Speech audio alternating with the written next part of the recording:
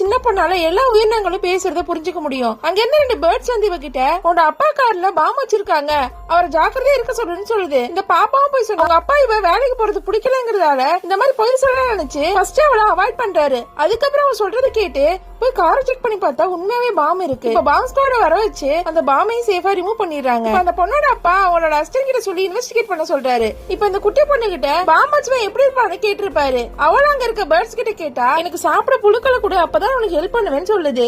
இவன் அவங்க அப்பா கிட்ட சொன்னதும் 300 புழுக்களை கண்டுபிடிச்சு கொண்டு வந்து கொடுக்கறாங்க. இந்த பேர்ட் சொல்ல இந்த குட்டி பொண்ணு நோட் பண்ணிக்கிறா. அவங்க அப்பா கிட்டையும் சொல்றான். இப்ப அவ சொன்ன அடையாளத்துல வச்சு அவரோட எனிமி ஒருத்தர் தான் வச்சிருக்காருங்க விஷயத்தையே அவரோட அசிஸ்டன்ட் கண்டுபிடிச்சாரு. இப்ப அடுத்த நாள் அந்த குட்டி பொண்ணு தூங்கிட்டு இருக்கப்போ ஒரு பள்ளி வந்து அவளை எழுப்புது. உனக்காக 2 பேர்ட்ஸ் வெயிட் பண்ணுதுன்னு சொல்லுது. உடனே போய் பார்த்தா உன்னோட அங்கிள் 3 நாளா ஒரு ஆத்து பக்கத்துல தான் இருந்தாரு.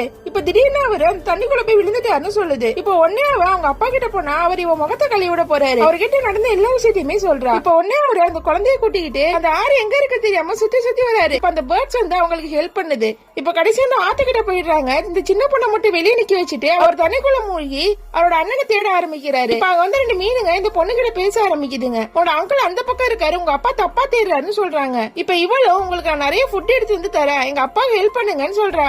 அதுங்களும் அவங்க அங்கிள் எந்த பக்கம் இருக்காரோ அந்த இடத்த காட்டி கொடுக்குதுங்க. இப்ப இந்த பொண்ணு அவங்க அப்பா கூப்பிட்டு பாக்குறா. கேக்கலன்னு ஒரு கள்ள தூக்கி போட்டு அவருக்கு வேற டைரக்ஷனை காட்டுறா. இப்ப அவர் அவங்க அண்ணனை கண்டுபிடிச்சாரு. இப்ப அங்க நிறைய மீனுங்க வந்து அவங்க 2 பேரும் ஆத்து கரைக்கிட்டே கொண்டு வந்து விட்டுருதுங்க.